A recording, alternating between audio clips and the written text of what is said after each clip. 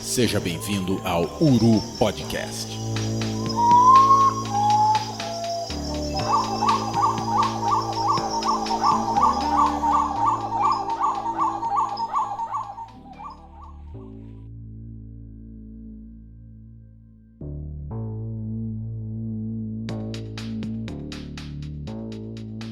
Bom dia, boa tarde, boa noite, amigos das aves. É sempre um prazer estar com vocês e antes de mais nada, nós vamos agradecer aos nossos apoiadores. Agradecemos a nossa Sururina da Serra, as nossas águias de haste Nelson Henvei Costa, Lívia Ribeirinho Queiroz, nossos Jacuz Estalo, Fernanda Isabela, Jonas Filho, Estevão Hernani, Marília Fanucchi, Mariana Machado Albuquerque, Nailson de Andrade Júnior, Lia Nahomi, Leandro Rios, Aran Rodrigues Cardoso e Natália Allen Spack, os nossos Tangarais Fred Cruz, André Roberto, Bruno Luca Bambirra, os nossos Gaviões Carijó, José Carlos Merino Mombac, Juliana Ridelmaier, Edu Franco, Letícia Palhato, Roberta Reduan de Freitas, Renata Beco, Yatos José Rodrigues de Souza e, claro, as nossas corruíras Alexandre Freire e Fernanda Dias. Sem o seu apoio, esse projeto não seria possível. Você também pode tornar-se um apoiador do nosso projeto, bastando acessar apoia.se/projeturu.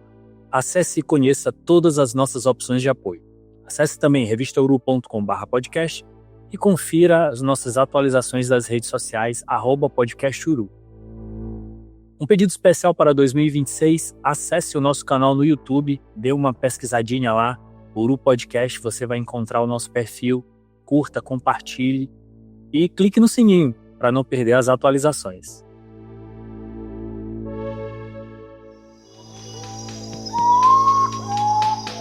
Uru Podcast.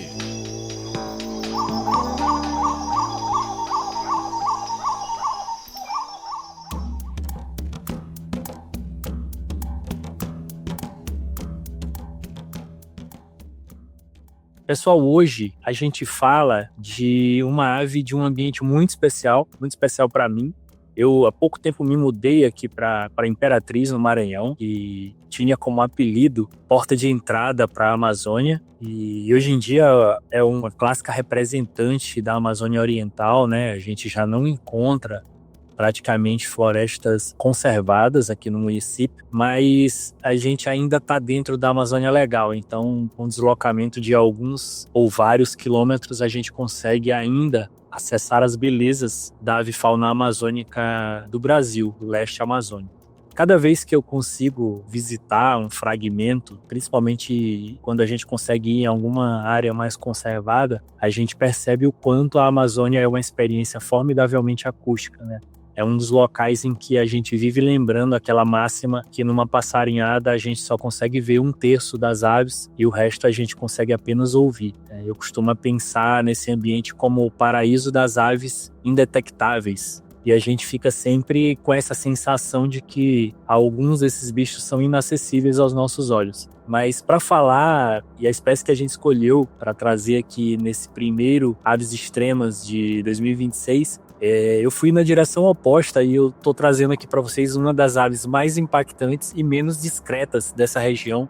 Eu acho que essa ave representa muito bem esse bioma, porque ela consegue estar presente aqui, né? A gente está aqui na Amazônia Oriental, Imperatriz, Açailândia, aqui no Maranhão, no oeste do Maranhão, leste do bioma, e a gente consegue encontrar essa ave até o outro extremo da sua distribuição.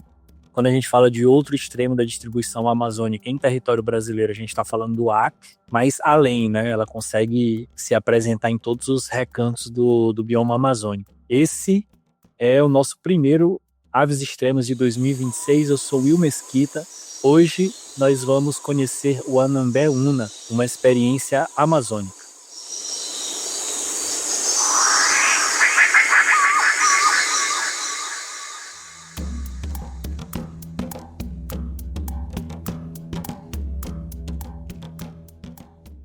Mas antes da gente falar sobre o nosso protagonista, eu vou dar uma leve passada no grupo, que é uma família que a gente ainda não gravou nenhum episódio, uma família nova pra gente aqui no Uru Podcast. E para isso, é sempre bom abrir a nossa Bíblia e abrir aspas para Helmut Sick. Falando dos cotingídeos, ele diz: Aves tipicamente neotropicais, uma das mais famosas famílias sul-americanas, devido à exuberância de suas formas e cores, correspondendo, até certo ponto, à beleza das aves do paraíso da região australiana. Também tem comportamento notável, ocorrem do México ao Brasil meridional, norte da Argentina e Bolívia. Atinge sua maior diversidade na Amazônia. Até o momento, se desconhecem os fósseis, aparentados aos Tiranidae e Pipridae. Consta que os Cotingidae ostentam certas afinidades com os peculiares Eurylaemidae, subiocines do Velho Mundo, os quais são, talvez, os passeriformes mais primitivos existentes atualmente. E ele continua falando de morfologia.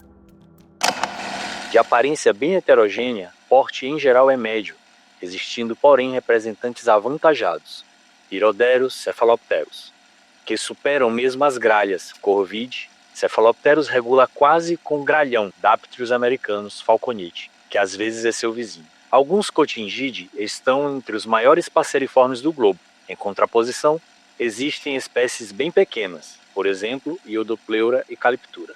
Possuem cabeça larga, bico forte, boca e asas largas.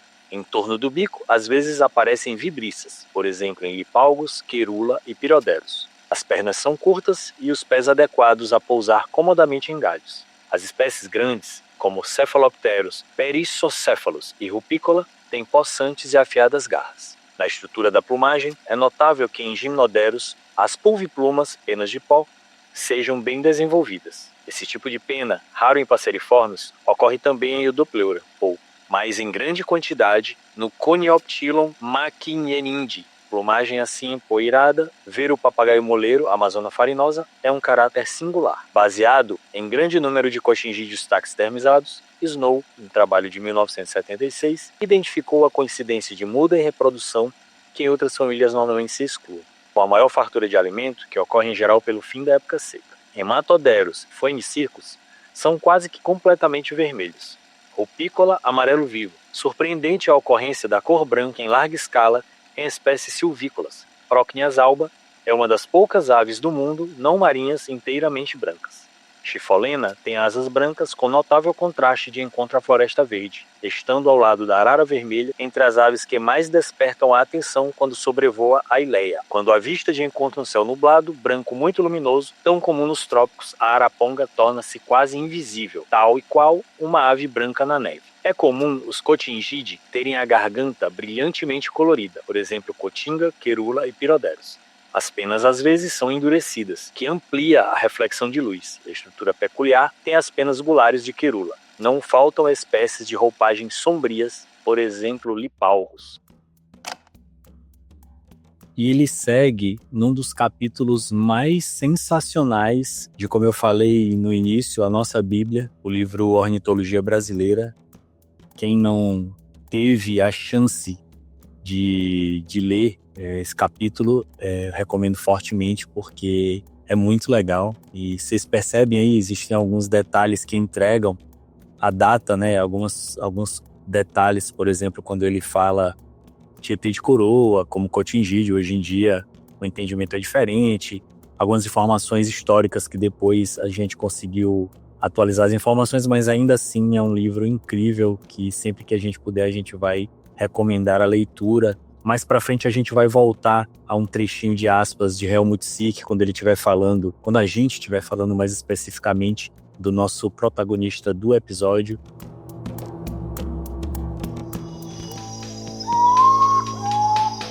Uru Podcast.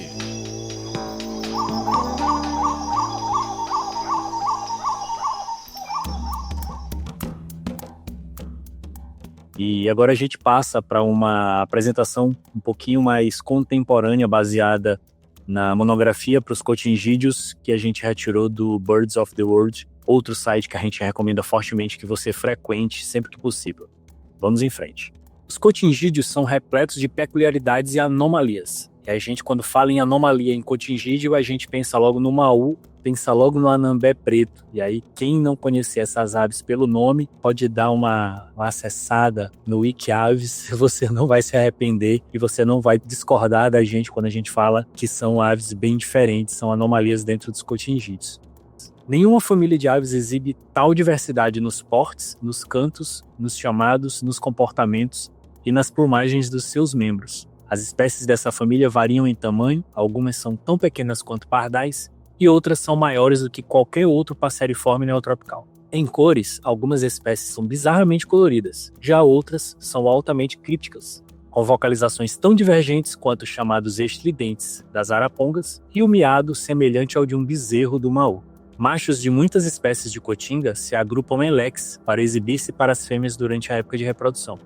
E em pelo menos uma espécie, as aves em leque criam seu próprio hábitat florestal, regurgitando sementes que germinam e crescem ao seu redor ao longo dos anos de uso desse ponto. Tudo isso resultado de uma intensa seleção sexual que abraçou as cotingas. O nosso protagonista não é aberrante, por assim dizer, em nenhum aspecto morfológico, mas como veremos, ele se destaca dos outros membros da família por características comportamentais divergentes de todas as outras cotingas. Mas antes de avançarmos com o detalhamento da biologia e a história de vida do nosso protagonista, vamos abrir aspas novamente para Helmut Sick, dessa vez falando especificamente dele, do Anambeuna querula purpurata. 27 centímetros. Representante amazônico comum, trai de longe sua presença pela voz, que é agradável, recordando como que um choro. Asas e cauda bastante longas, a fêmea é menor, 25,5 centímetros, do que o macho, faltando-lhe também a placa gular vermelha. Vocaliza em companhia de outros exemplares uma sequência suave trissilábica, fortemente acentuada. Sendo a última sílaba mais prolongada, esta estrofe essencial é precedida por gritos mais curtos e leves, emitidos parcialmente por outros indivíduos presentes.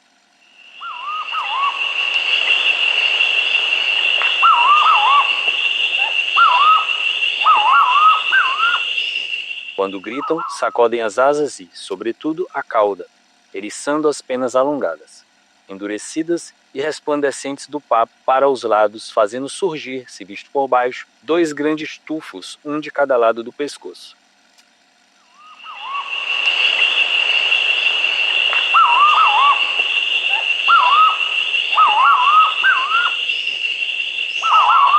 Andam aos casais ou pequenos grupos de 3, 4 indivíduos. Sua voz pode lembrar a de Monasa buconide. Habita a mata alta, abaixo do estrato mais superior, frequentemente perto de lipalcos. Ocorre das Guianas em Venezuela, Bolívia, Mato Grosso, Rio Xingu, norte do Tocantins, leste do Pará e Maranhão. Anambé preto, mãe de tucano.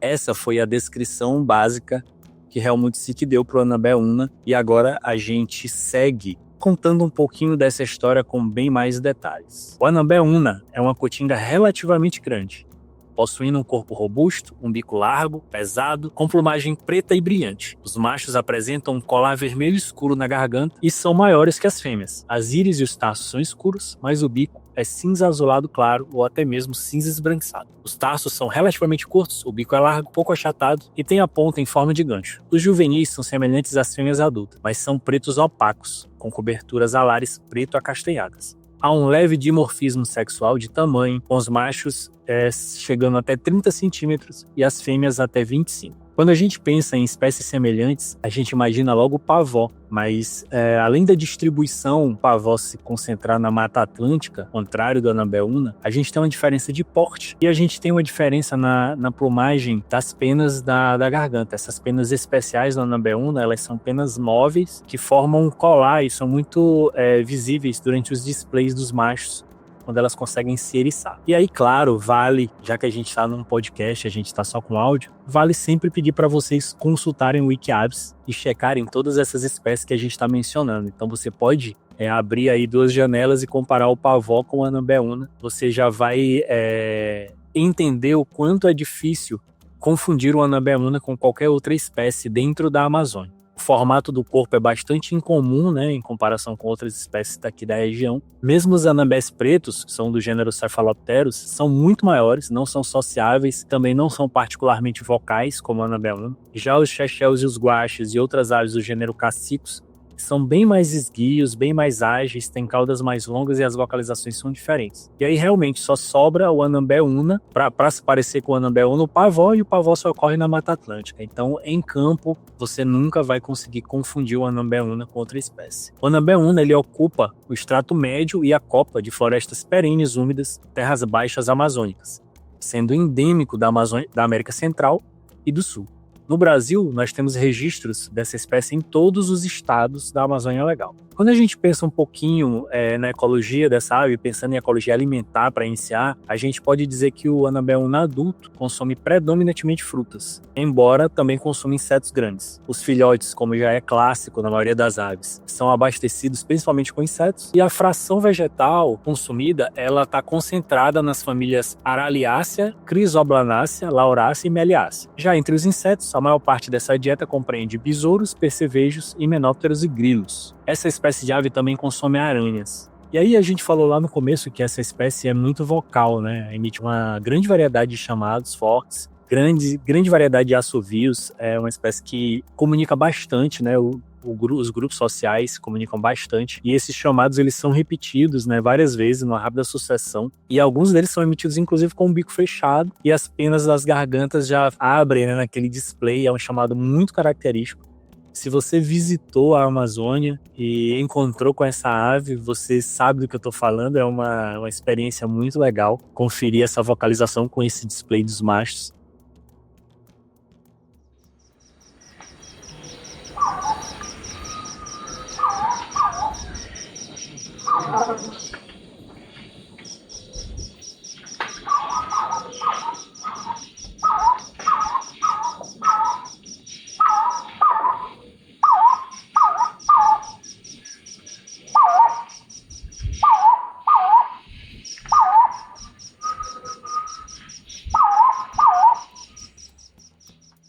Eles ficam inclinados, né, para frente, abrem a cauda assim, meio que num leque, e ficam vibrando de um lado para o outro. É muito legal. Tem outras vocalizações, claro, né? São aves sociais, então eles têm uma variedade, a gente pode chamar esse vocabulário, né? Serve para vários momentos ali da rotina diária dessas espécies. Uru Podcast.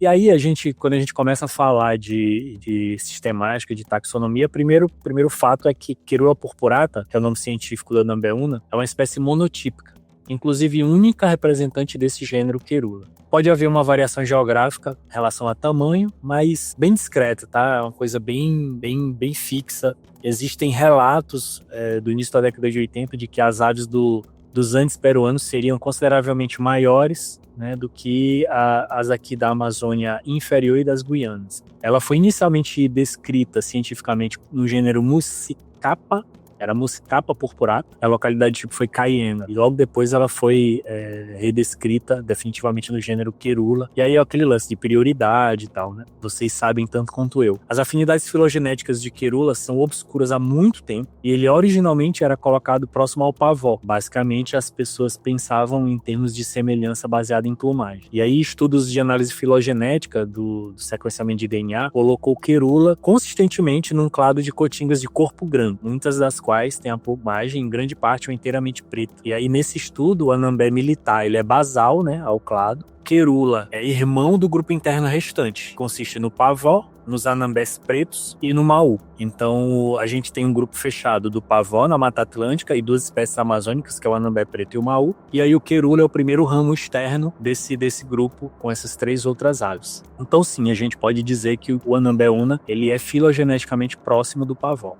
Ele é aparentado com outras espécies de cotingas de corpo grande, tão estranhas em suas formas, também parcial ou completamente pretas, né? O Anambé militar e o pavó, Hematoderus militaris, o pavó é o Pyroderus status, e também com as três espécies do gênero Cephalopterus, como a gente falou. Curioso frisar, nesse agrupamento filogenético que tem três gêneros, onde nós encontramos tantas aberrações morfológicas, quando a gente pensa nas aberrações do Anambé una, elas são praticamente todas apenas comportamentais. O Anabeuna é a única espécie, dentre todas as cotingas, que tem comportamento social. Daí ele já começa a ser diferentão, né? Sendo geralmente encontrado em grupos de 3 a 8 indivíduos, progridem no dossel, separados de outras espécies, mas às vezes se associando a surucuais, chora-chuvas, guache, e aí eles passam o rodo ali no extrato médio superior, atrás principalmente de insetos, quando eles estão com essas outras espécies. E o Anabeuna, ele regurgita e defeca sementes a vários metros de distância dos locais onde foram ingeridas, proporcionando um método de dispersão de sementes para essas plantas dos gêneros que a gente mencionou, né, que são as plantas das quais ele se alimenta principalmente. Uma outra característica única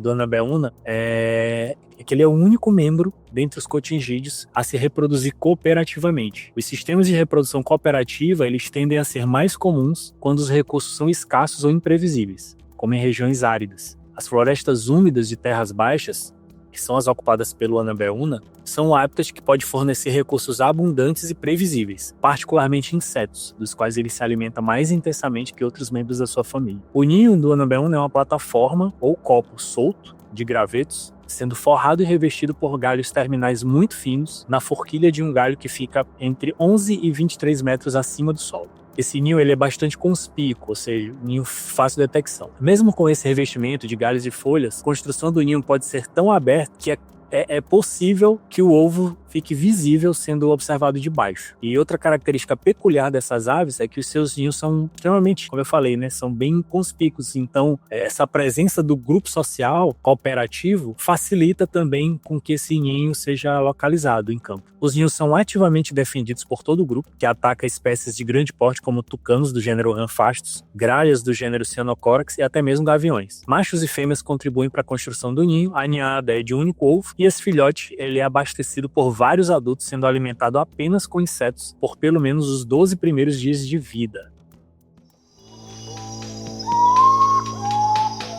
Uru Podcast.